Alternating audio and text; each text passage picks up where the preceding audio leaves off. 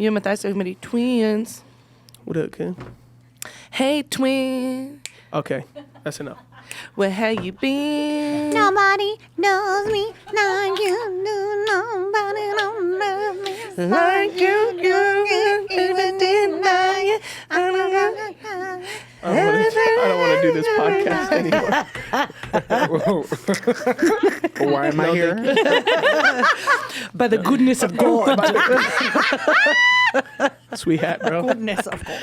Sweet hat, bro. You guys are It's the so only color I had to match. my interesting. sweater. What's underneath it? I get my haircut tomorrow.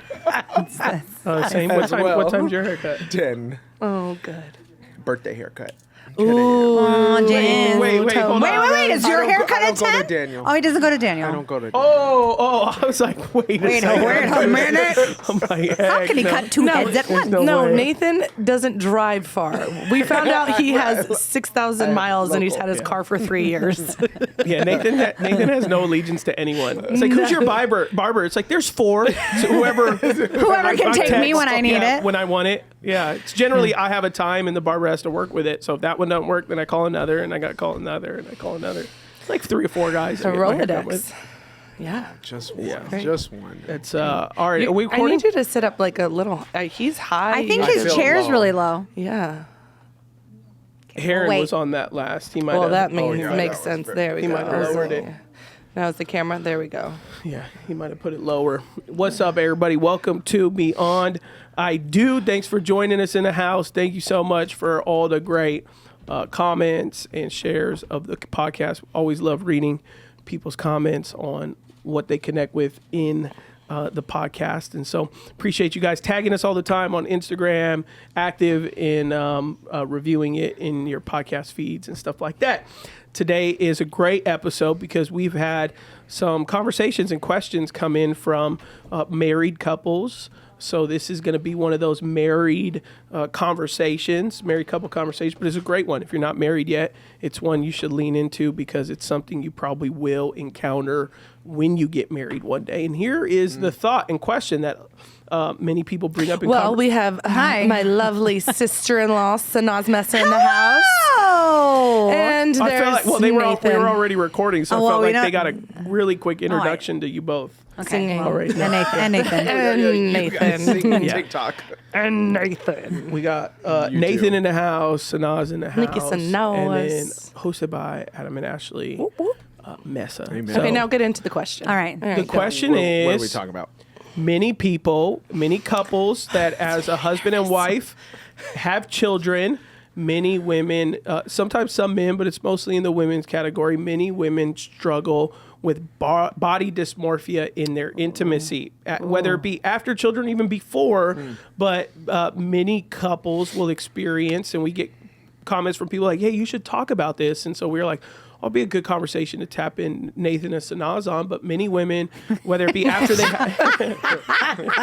not because you have it, but it's just a good open-based conversation that women, whether it be after breastfeeding, and we hear tons of things like after a woman's body changes, maybe when they're intimate with their husband, they always want the lights off from now on. Sure. Other women want to Wear a bra. wear a bra or wear a baggy shirt while they're intimate. Men who maybe struggle with body dysmorphia have different elements where they want to wear a t-shirt during intimacy, or couples don't want to have fun and explore each other sexually and maybe in the shower or somewhere else because they don't want their spouse looking at them, or Right. I want to hide Right. my figure or whatever it may be. And so it's a very real thing because most men that you talk to, normally they're like, man, I don't care about that. I want to see your body. It also helps me with intimacy and all Yeah. that. But the wife generally is like, after I've had children, I'm not confident anymore, or I haven't had children, but period, I'm not confident with my body, and yada, yada, yada. So they asked that question or thought we should talk about it. And Ashley has had her days where she had struggled with that. You guys both have had your own various versions of that. And Yeah. so I thought we'd open the conversation to, first of all, tell us what you guys think about that question and where you want to take it from there. I think it's a good question. It's a real question. I mean, in the sense of, I think it's real across marriages in a variety of ways. Sanaz definitely felt that after having kids.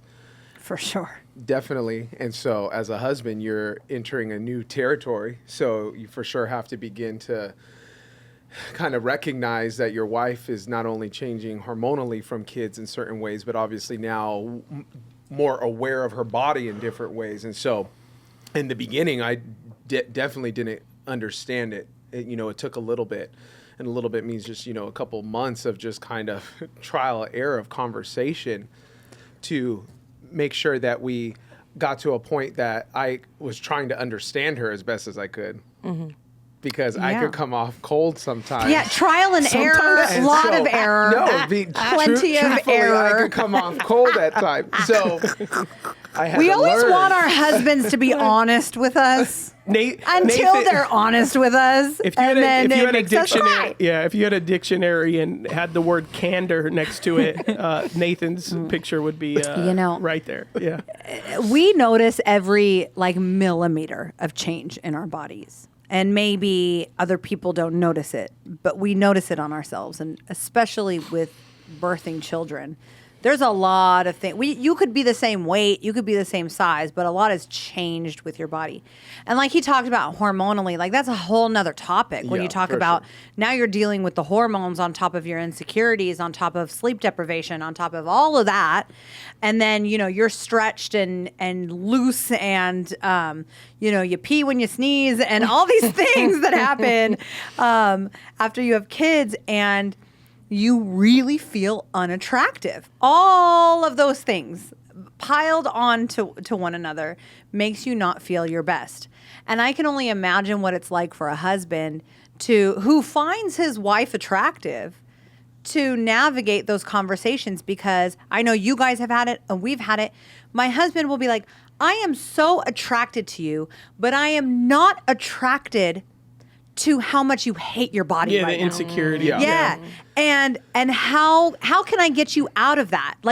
Do you want me to tell you to work out, or are you going to punch me in the face if I tell you to work out? Yeah. Where... That's and what I had to learn. Should I tell you not to eat that, or should I, ignore? Well, maybe if you stop getting that venti frappuccino. Right. Yeah. And so that's the game that you have to play, and have we mastered it? No. Yeah. but you just work on it. Yeah. But it's real. Yeah. Yeah. It's real. And Body dysmorphia is real. I think for you, it happened more so after the second child. And so in the beginning, you're just kind of like, I love you for who you are. You just, birthed another child of mine. I'm so grateful for you. But, she's magnifying these insecurities in her head, because that's pretty much what body dysmorphia is. You're just kind of magnifying an issue larger than what it even really is at times, almost like looking at yourself in a fun mirror, and seeing these things that aren't. It's not even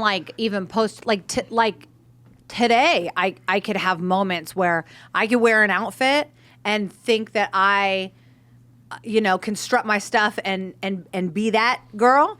And I could wear the same outfit 2 weeks later and it fits the same. And I could see my biggest body in that outfit in the mirror, my biggest body that I've ever been. And so it's like, why do I look 40 pounds heavier, 50 pounds heavier today in the same outfit that I did 2 weeks ago and I didn't gain any weight? Why do I see that? And it can completely ruin my mood. Completely. And there's really no way of getting me out of it. And I can't even explain it. And so then I don't want to even talk about it. But then I'm just walking around, with the funky face. And it's just, it can get really difficult. And I don't know what to say, because I don't know how to get out of seeing. Yeah, that was the struggle for us. Experiencing She didn't know body how to dysmorphia. articulate it. So as a husband, how do I tell you I love you? I love you for who you are. But then I'm trying to figure out what she's feeling and going through. So then I could just say stuff. Well, if you're uncomfortable, go to the gym. If you're uncomfortable, that doesn't stop work eating for me. this, right? And That doesn't work for me at all. That's the stuff you learn from. So I started approaching it a little different. And for you, I had to navigate a road of giving lots of compliments, almost daily for a period of time, continuing to validate you and what you meant to me, and that I love you for who you are, and then kind of have you ever said coaching. like, "Oh, girl, your booty looking good in them pants"? Was those the type of compliments you were giving? Exactly.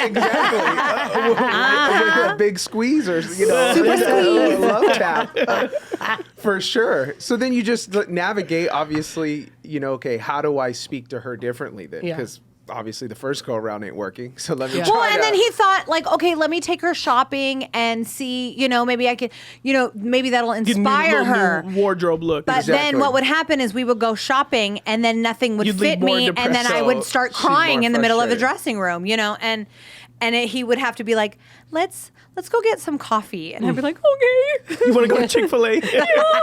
With some chicken tenders. whatever, yes, please. So yeah.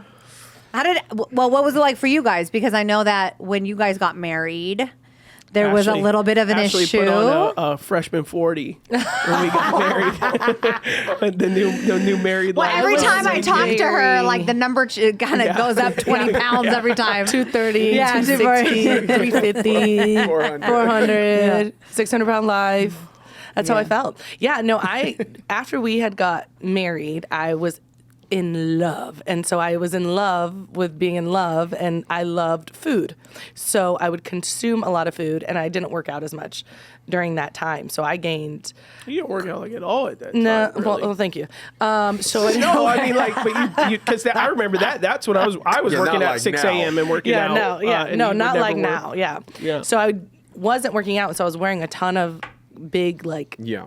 shawls and It was like those thick Cardigans. cotton kimonos. Yeah, the ones that but look like a Persian sweaters. rug. Yes, Yes. like Yeah. the big all ones. day, every day. That you with just think, a hole to put your arms in. and and then you bunch of think fringe. it hides stuff, but it really It made just you- it kind of just makes you look accentuate- like a yeah. house. it Yeah. made me look like a hot air balloon. So yeah, So it's about because you were doing CrossFit with me leading up to our wedding, yeah, and then I and then stopped. after I was we were eating out. We didn't have any kids or anything, Yeah. so we're in and out. I also was a young adult pastor, so with young adults, you're going to Denny's, Dinner, yeah. you're going to late nights at Sonic for ices after Yeah. a service. So it's just like everything is kind of food based when you're in youth ministry and young adult ministry. So it was just like always, out eating outside and stuff like that, and then not much activity. So in 9 months after our wedding, with about 9 months later, you had not been confident about how much weight you had gained. And Right. with me, you were like, you would turn off the lights when we were intimate. You wouldn't take off your bra or whatever. Like there's a bunch of stuff you would do, but it was like Leave you would my shirt never. on. You would, you would change if I wasn't in the room Yeah. and all that Yeah. kind of stuff like that. And Yeah, because it was at that point in time too where I had never seen my body like that. Because you take into consideration, like I played soccer my whole life, so playing soccer your whole life, my metabolism was through the roof, where I could work out all the time, but I got to eat whatever I wanted. I wasn't that athlete that was mindful of what I consumed because I was burning so many calories. So now getting married, I'm thinking, oh, okay, I'm not much older, and I haven't stopped soccer that much. I still worked out, but I'm thinking like, oh, I'm not gonna. This isn't going to catch up to me. Sure. And so then when I look in the mirror and I see my stomach spilling over my pants, oh, I'm insecure because all I can think about is the athlete that I used to be. Yeah. And so that's the only thing I have in comparison to where I was very insensitive too with him, with the like, you don't understand. Yeah. You don't understand what I'm going through because I used to be fit, 6-pack, cut everywhere. And now I'm like me feeling like this big slob while still going in and out. You know what I mean? Like I would complain about it and not do anything about it. And so then, and continue to consume the amount of food I did until one day he was just like, I'm done with seeing you in that daggone cardigan. I was like, if I see you in one of them Moves movies one more That time. rug.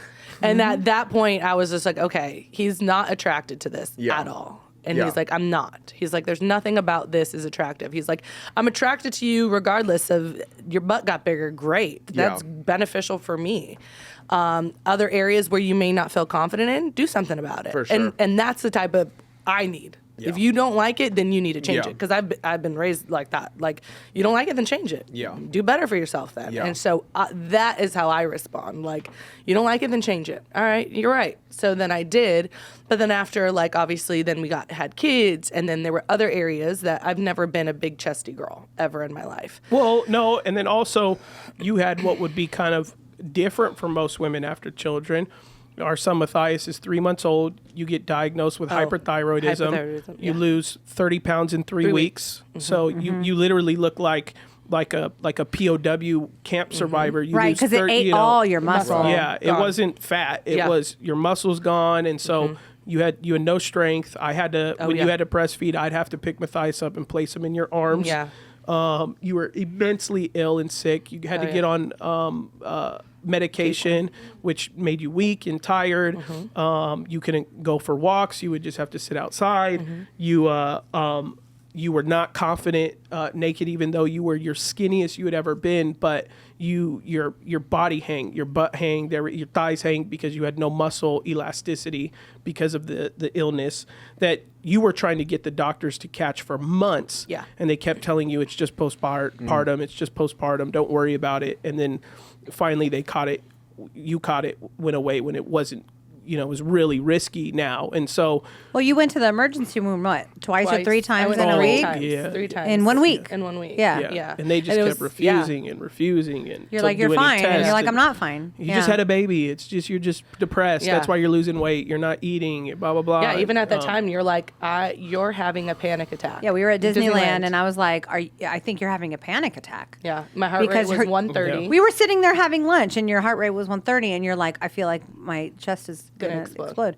Yeah. And I'm like, And then- let's then- breathe. yeah. I didn't know anything. And then one of my best friends, Eddie, who has a bit of a potty mouth, he saw you at one point. He was like, "Holy bleep! Yes, like, he's are you okay?" Like, he's 'cause like, I you- thought you were gonna die. Yeah. To this day, it literally shocked talks him about it still, because yeah. I think they had walked in the house, and I think I told you to tell them, hey. And he, like, his Can- mouth just like yeah, dropped. I was like, before you guys come in, tell them before they come in this house, because they wanted to just check Yeah. on me and everything. I said, before they come in, just let them know and be aware, like, I do not look like myself. Yeah. Yeah. And I was very emaciated. And so they walked in, and like, they were speechless. They were like, Yeah. hi. Like, and it was like, Yeah, they was that- And then taking you care were of like, her. Eddie, I know I look sick. Sick, And he was yes. like, I didn't And want to wouldn't say say anything, anything, but yes. oh my gosh, Ashley, you look. like you're gonna die. Like, you're Now gonna that you've die. opened up that window, let's talk about it. Right, Yeah. right. So you kind of dealt with like similar, Yeah, but but opposite. the opposite, Yeah. not overweight, but actually extremely unwell. Yeah. And so then even for us with intimacy, you didn't feel confident with that Oh, because yeah. now you looked sick and you didn't like the way you looked, and then it was Well, you and I'm know, sure it didn't help either that people, and they mean well, but people would say things like, oh, it must be nice to lose the weight after having a what if- baby. Well, no, she would tell people, "Oh, I got diagnosed with hyperthyroidism, and so it makes me lose weight." And they were like, "Wow, Well, it must be luckily nice. they were like, that's a good illness to get then, because it's better than the the hypo hypo. when you gain weight, right?" And you're was like, You're like, I think that I'm dying every day, but thanks. Yeah. "I don't have enough strength to lift my my newborn." son. But Yeah. yeah, thanks for Right. the compliment. Yeah. I'm like, All of that you know. adds to yeah. all of these insecurities that, Right. that we're talking about. Yeah.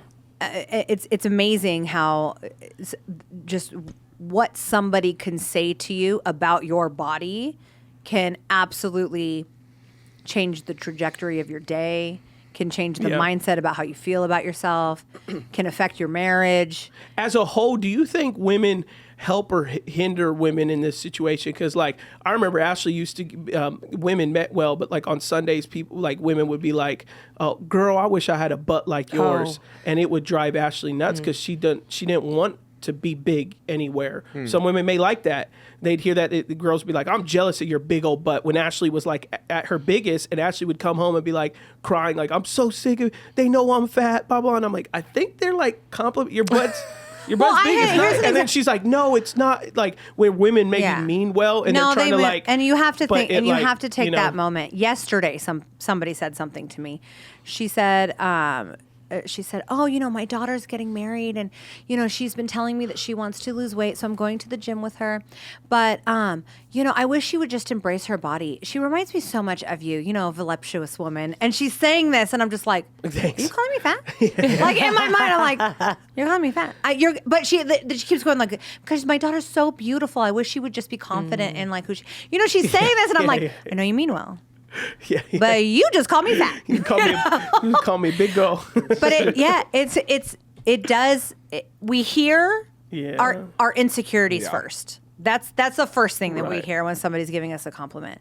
I noticed a lot of times that whenever you give somebody a compliment, especially a woman giving another woman a compliment, very often, I could give Ashley a compliment. Ashley then will be like, "Oh, thank you, but," you know, and then we'll coincide it with sort of like almost an insult. I'm not saying Ashley does this, but Right. women do this yeah. because they just lead with their insecurities. I don't know why we do that. I don't know why we do that, and why we can't just accept compliments from people. Why we can't get compliments from other women without feeling like, if I accept it, then am I not being humble? Like, am I being braggadocious by saying, like, if somebody says, "Oh, you look beautiful today," thank you. You know, we don't know how to do that. Yeah. And I think we are always so insecurity focused. It even if we could say thank you, we are thinking about the things that we wish we could change about ourselves. Yeah. So for both of you, what each individually with you, because I can speak for Ashley, like, you know, giving her history, even after our son, insecurity, getting married, her weight gain, insecurity, always wanting lights off, don't do this, don't do that, all that kind of stuff like that. No, I don't want to do that. Don't touch me there, this and that. You know, it was like a Puritan household, missionary, like it was a bore.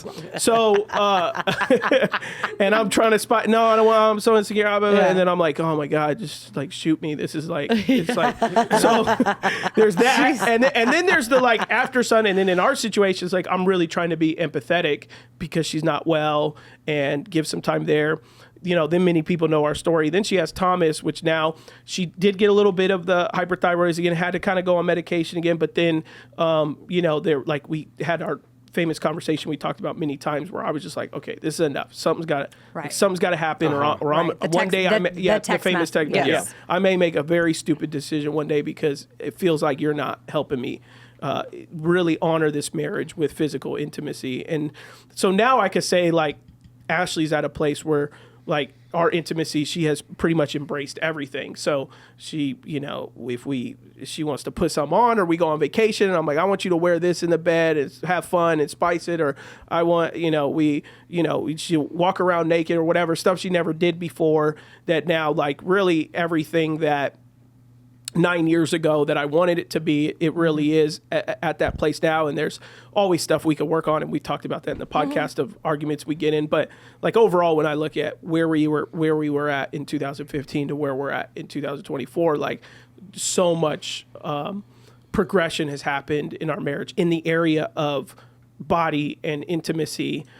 Even for my own season, you know, the last couple of years being my biggest I'd ever was. I wouldn't say men operate in the same way, but yeah, I was insecure and other things like that. And, you know, wear a t-shirt over as we're, you know, being intimate and stuff like that. So like for either of you though, because it's predominantly where women sit, even guys who are big, they just be like, I'm big, take me for, you know, take it or leave it. You know, like where women, they live a little bit more in their head. So like for either of you, what, was there a light bulb moment where you were just like, even though every woman every day still struggles with insecurity, but talking about embracing their body for their husband's sake in the area of intimacy, because husbands would like, if anyone listened to this podcast, husbands would love for their wife to walk away from this episode to be like, okay, I'll turn on the lights or I'll take the moo-moo off or whatever. Like I'll do it for my husband, and our husband and the husbands will come and kiss me and Nathan's hands and thank us for whatever unlocks from this moment, you know, like,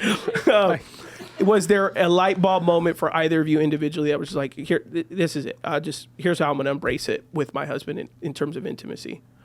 For me, one of the things that I wouldn't say it was like one specific light bulb moment, but, and I had said this at the marriage sprint, I had said, why do we put women, why do we put more effort in the way that we look when we go to a brunch with our girlfriends rather than how we look and are attractive for our husbands in the bedroom? Because I sometimes he would say, like, listen, I want to have sex with you, but I also don't want it to feel like a task with you. Because sometimes, especially with kids and all that kind of stuff, it'd be like, okay, we have 10 minutes. Like, let's just do this because it's been a minute, And he's like, that's really arousing, type of thing. And so and when you're in your 20s and your testosterone is through the roof as a young man, being given 10 minutes, he's like, great. Let's knock it out. But when you start getting in your 30s and 40s, to give us a timeline for men, now we're anxious. We got performance anxiety. Testosterone ain't working the way it used to. So it's just like, I'm good. One of the things that we realized is really like what our love languages are and how we can put that into our intimacy. Because my love language is acts of service. So one of the things is I get turned on when my husband says, hey, I'm going to put the boys down and I'm going to shower the boys and then get them ready for bed. Why don't you go get something sexy on? So he's taking something off of my plate for me to be able to go and like feel confident because it's not necessarily that he needs to visually see me in something quote unquote sexy. It's that he wants me to feel sexy for him. So he's number one, he's performing a love language towards me by taking something off of my plate, the act of service of getting the boys down for bed. I'm able to get into the zone of feeling, sexy. Yeah. And then by the time he comes in, it's go time. Yeah. The kids are down. I feel loved. He feels loved because he loves physical touch. So for him, like the idea, like for us, we learned that that's something that works in our marriage where he's giving me a space to feel sexy, but he's also showing me love because like one of the things that I was having a hard time with physical intimacy with him is that I was just always exhausted by the end of the day. And by the time the kids were down, now you want me to go and like try to beautify myself to look good for you? It felt like it was for him. Yeah. But he was making me realize that all of that was for us. It wasn't just for me. It wasn't just for him. It was for us so that we can enjoy the experience. So it doesn't feel like a task. Because once your intimacy starts to feel like it's a chore to do, even though it's important, and at some point there are going to be seasons where it's like we have to keep doing this because it's what we're supposed to do as a married couple, but it's just not a priority right now. But we're going to make it a priority even if we don't want to, which seems kind of like a weird thing to say. But we had to navigate how to make that the most enjoyable in seasons where I was not feeling my 100% best. He really allowed me to, like you said, buying them, clothing to wear and all of that stuff. He was giving me a space to feel sexy while he was doing something for me. It was for us. That was like a really good situation for us. Yeah. And I think people don't often value the science behind intimacy with their spouse. Because like to me, what I'm hearing from you, a lot of what you're saying embodies understanding your spouse, not just love language, but the hormones of your spouse. Because, for men, age 13 to 28 is their highest point of arousal and desire for intimacy. Whereas for women, it's 50s and 60s. And so a lot of times they miss each other because for a guy who, especially if you get married at a younger age in your 20s, like he's going to be always ready to go. But as a guy gets older and now he starts to hit his 40s and 50s, and that arousal is not just automatic, and then women have their own era in their 50s and 60s that kind of just becomes an automatic, and there's a number of years that exists.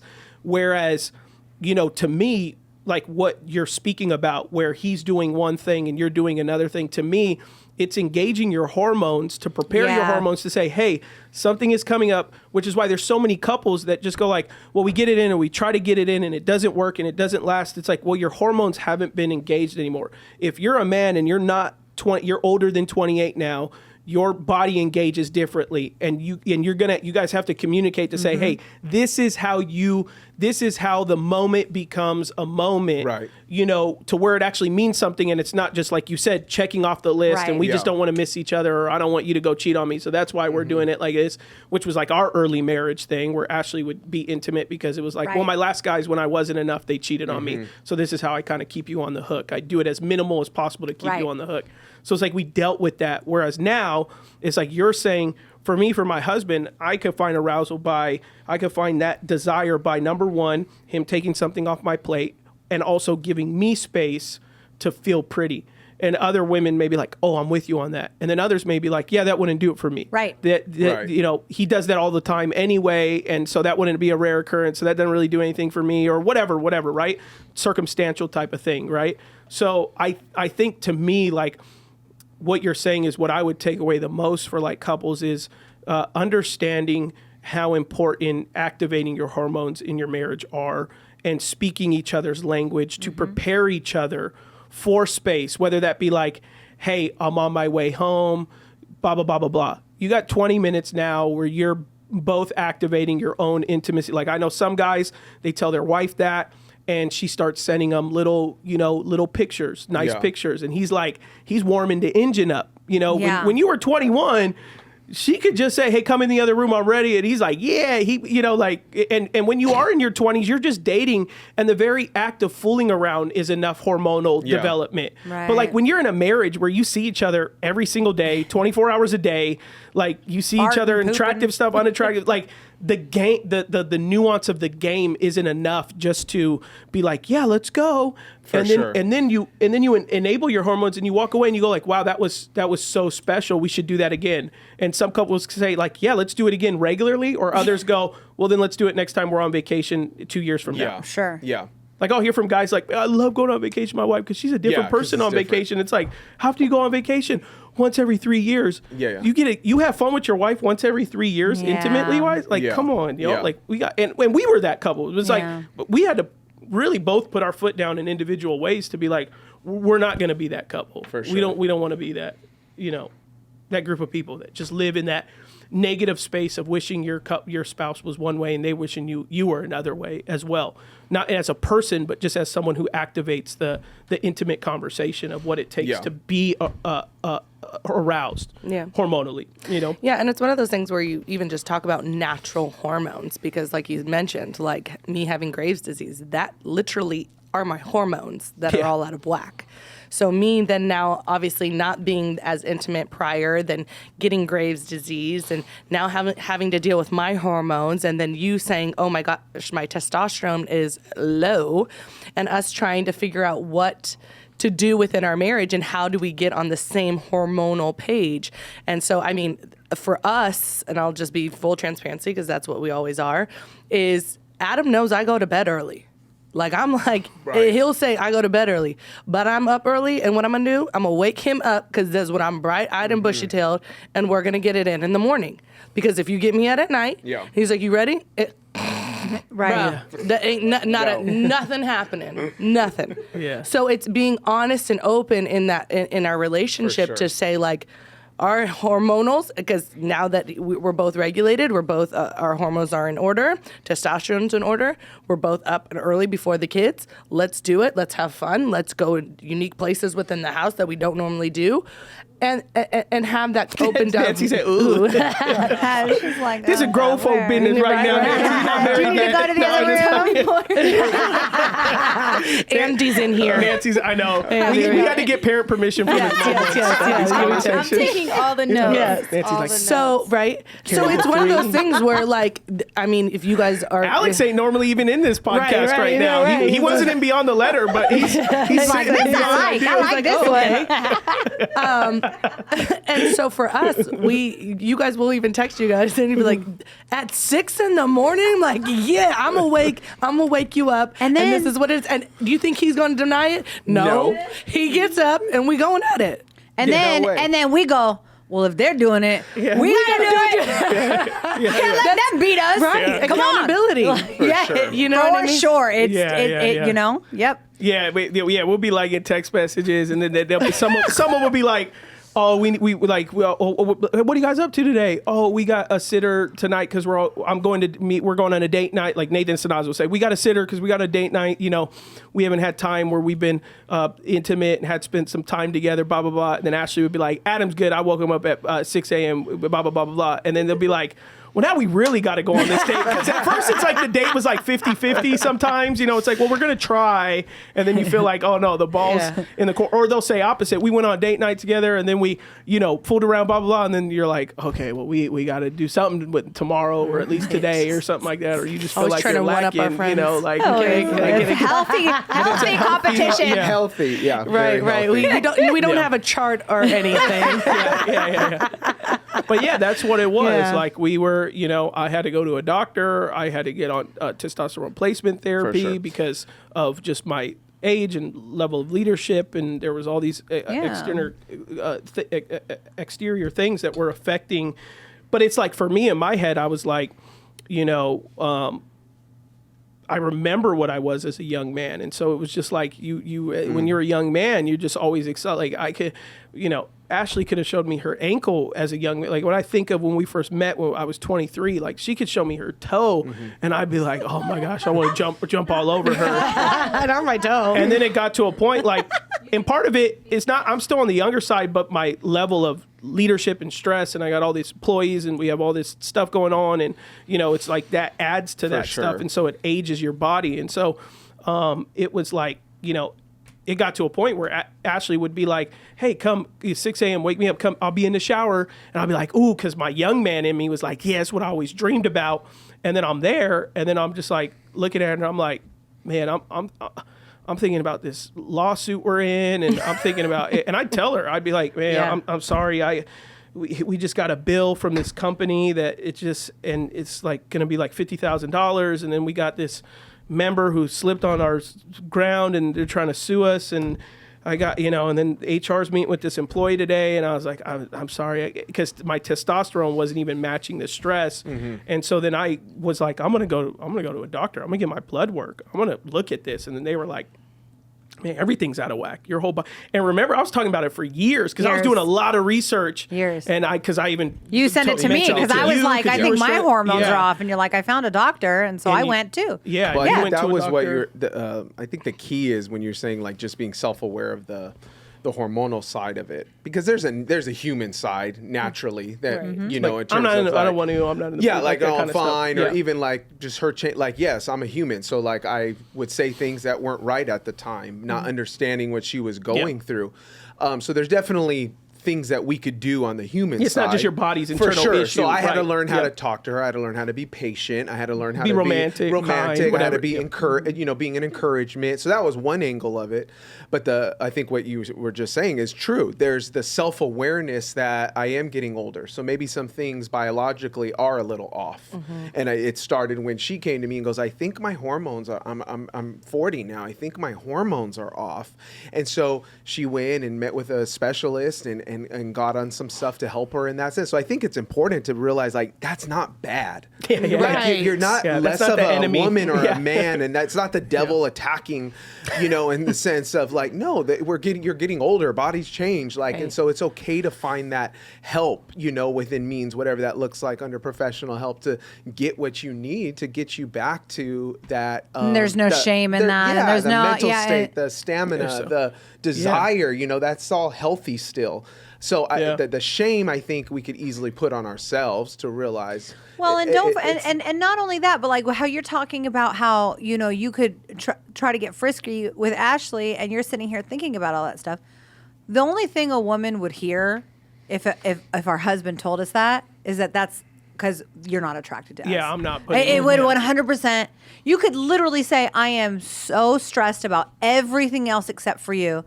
But then we'll still be like, but then why am I not enough for you? Yeah, like, I'm for not, sure. Yeah. And that's where the insecurity comes in, because we don't understand that it's not just, well, isn't this a stress reliever? but it's tied to so much more, and it's totally okay to Yeah. go And figure I don't think out. every man knows how to talk about it. Not every man knows how to Yeah. articulate it when they were, depending on what household they were in, that maybe shows weakness. Like your wife should never know, the stress of finance. Your wife should never know your work stress. Yeah, That's big in the Hispanic culture. That's big. Your wife should make sure that there's, the bills are paid, the food's on the table. She, only thing she should worry about is the kids and, making sure that she can go to the groceries and blah, blah, blah, blah. Don't ever tell her what's going, like how you're stressed. Don't ever tell her that you hurt from blah, blah, blah, blah, blah. Like, cause then you're going to lose her and she doesn't need to have that weight. And so there's certain guys that come from a tribe that's like, I could never tell my wife what I'm going through, and, Sure. and maybe that's not in your, cause part of it's like home culture. Maybe it's not in your home culture, but then maybe go to therapy or find some guy. Like if you're part of a church community, join a men's group, share with the guys there what you're struggling with, go to a doctor, get your blood work. Like if you feel like your house culture is in a way where you could talk about it, even for the women, if you feel like you can't talk about some of these things with your husband, like then find that community, women's group, therapist, whatever it is that you feel like you can get some outside. Like for us, the moment me and Ashley started welcoming people into those little private areas without vulgarity, because some people are like, what? That's how you talking about intimacy with other people? It's like, because there is a tactful way. Like shoot, you learned it in the 3rd grade. Don't be stupid. You had a teacher that you never even met showing you how to put a condom on a banana. Right. So far be it in the Christian community to be able to talk to 2 other Christian couples about what's going on in the bedroom. Right. You learned it at 4th grade from a stranger. So a weird guy that came in that had an oddball science degree came and told you what an orgasm is. Okay, Right. but that's okay. But having a Christian, like, because I've heard it in Christian communities. Oh, you shouldn't talk about that stuff. That stuff, intimacy shouldn't be shared about with other couples. Blah blah blah blah. A million different reasons, but it can be absolutely appropriate. It's done nothing but benefit our marriage to be able to talk about intimacy with our community. Yeah. It's not deterred us from being intimate with one another.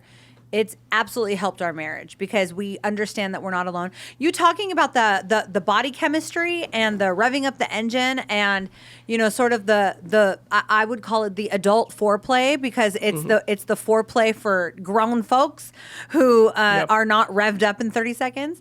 Of just the love languages and all that kind of stuff, and then getting people kind of ready for the moment throughout the day.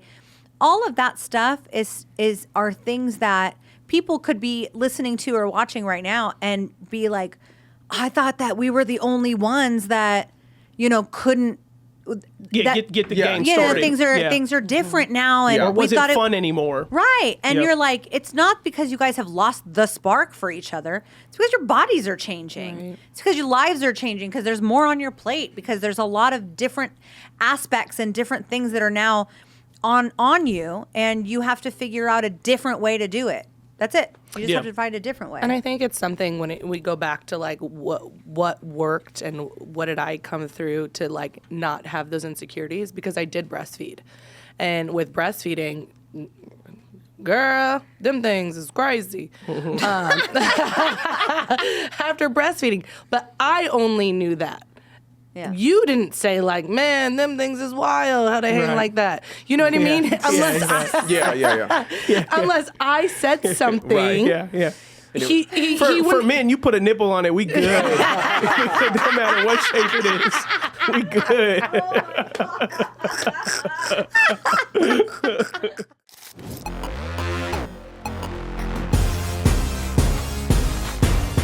All right, everybody, welcome to our advertisement. Yeah. So you're watching our episode. We did a short break. Yep. What do we got a little break for, Ashley? Oh, something really, really exciting that when you came home and told me about the news, I was overjoyed, and I hope you had 30 pieces, but you only had one, but it's okay. We are going to be talking about our new partnership. Yes. With an amazing jeweler. Yes. So we have big news. We've teamed up with the exceptional jeweler, Aaron Barnett, to bring you a unique jewelry experience from precious metals to custom creations. Aaron has it all, whether you're treating yourself or surprising a loved one. So it could be for you or someone you love, okay? Mother, grandmother, sibling, spouse, Yep. a loved one. His jewelry is a testament to cherished moments. As part of our community, you get special discounts and a chance to visit his private showroom in Los Angeles. So for anniversaries, birthdays, or just because, discover Aaron's jewelry in our show notes.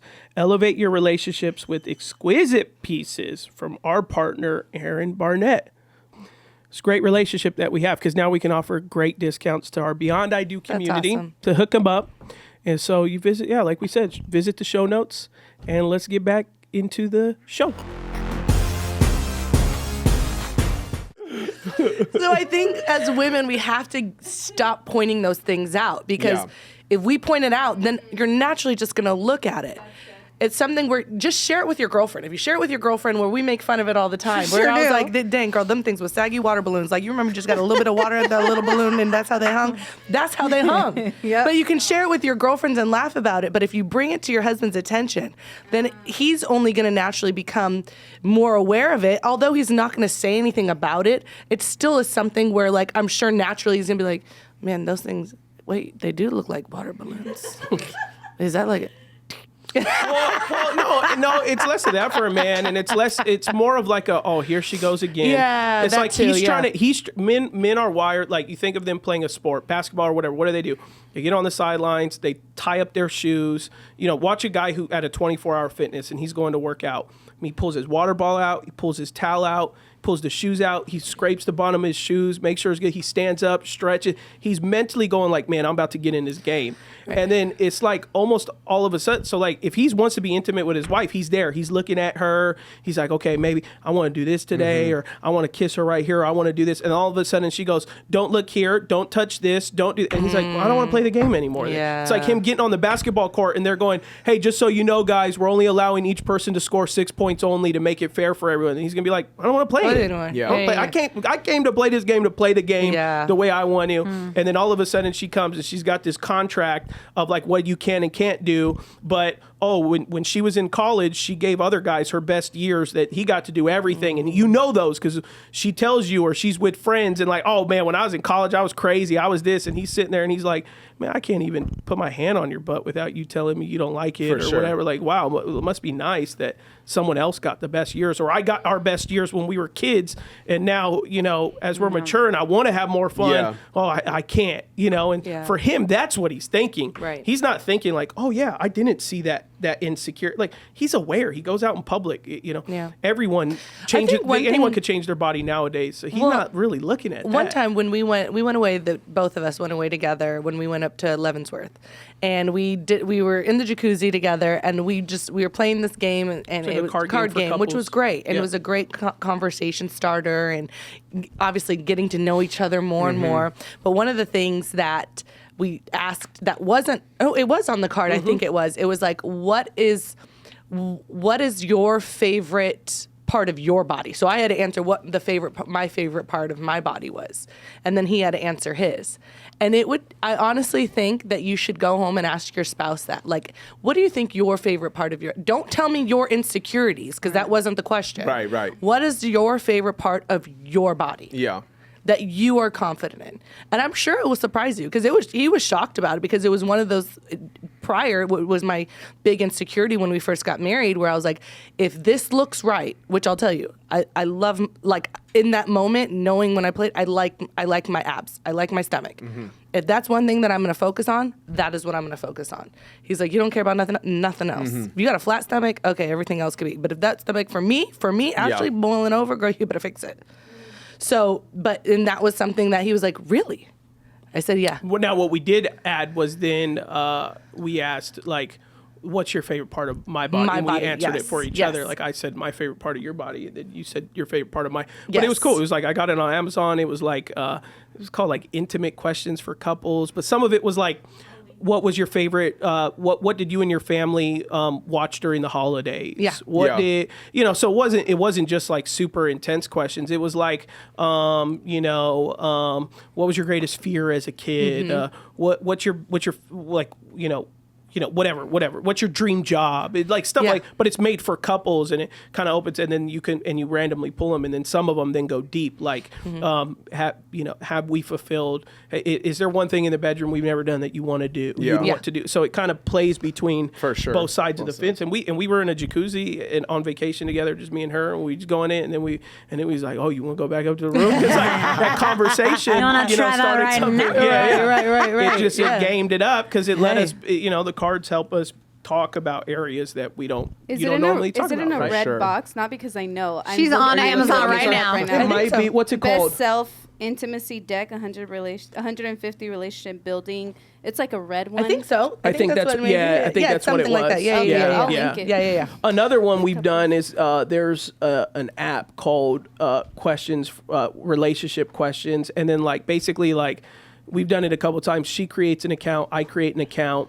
You can choose the category. So some of it's like fun, some of it's like get to know your spouse's or your partner's heart more, and then some of it's like intimacy based. And then what it does is like she answers it, I answer it, and it's not until we both answer it does it then reveal our responses to each other in the app. And so basically it'll say, Adam just started a conversation. It'll like ding her, and then it'll tell her what category I chose, and then it'll have like 5 questions, and then I'll have answered them. So it already had tell her, Adam answered these. Would you want to answer? And then she answers it, and then it says Ashley finished, and then it opens it up for both of us, like individually. And we've done it like where I've been somewhere else, or I've been in the room right next to her, and whatever it is. So like we've done it at various times. But that one was a pretty fun app too. I forget what it's called, but it's like it's you can look it up on the Apple Store, but or the App Store. So we've tried some like fun stuff to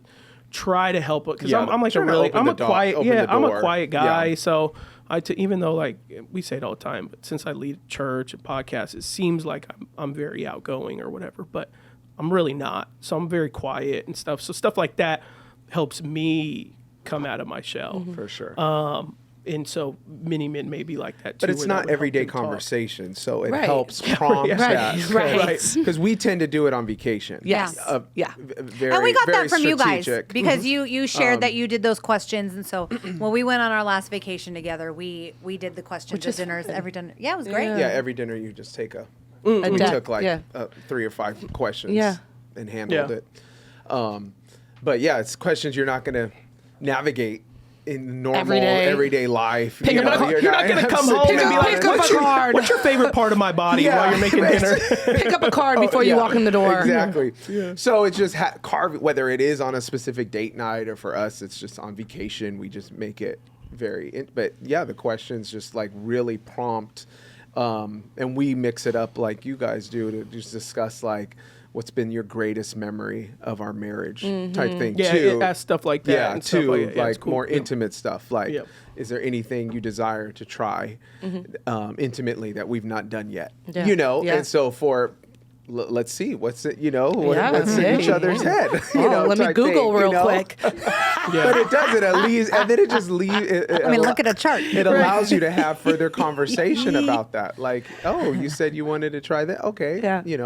What does that look like? You want to try it tonight? What are you thinking? Type thing. So, I mean, at the end of the day, like this is your spouse. This is your best friend. And these conversations maybe not be every day, but they're special and they should be important. Right. And at the end of the day, if it's being prompted, it's because you both have a desire to make each other better. That's good. Yeah. That's good.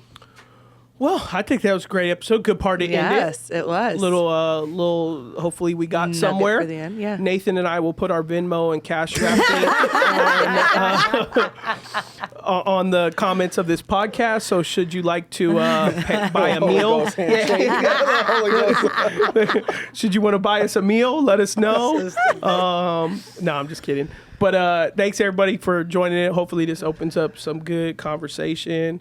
The best way you could do it is just send it to your spouse and be like, "Hey, look at what they talked about on Beyond I Do today. What do you think? Yeah, there you go. And then a good little tag opener. it with a picture. a little schmoozy picture. Right. Yeah. I love that. All right, everybody. Thanks for tuning in. Peace. Bye.